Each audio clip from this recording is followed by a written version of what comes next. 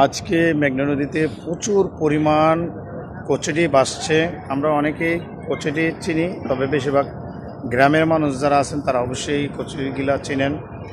এই কচুটি নদীতে ভাসতে ভাসতে একদিকে যাচ্ছে, আবার ওদিক থেকে ভাসতে ভাসতে এদিকে আসবে। আমি ডুয়েট ক্যামেরা দিয়ে আপনাদেরকে দেখাচ্ছি এই যে কচুরি, আর আমার পিছনের ভিউটা অনেক সুন্দর।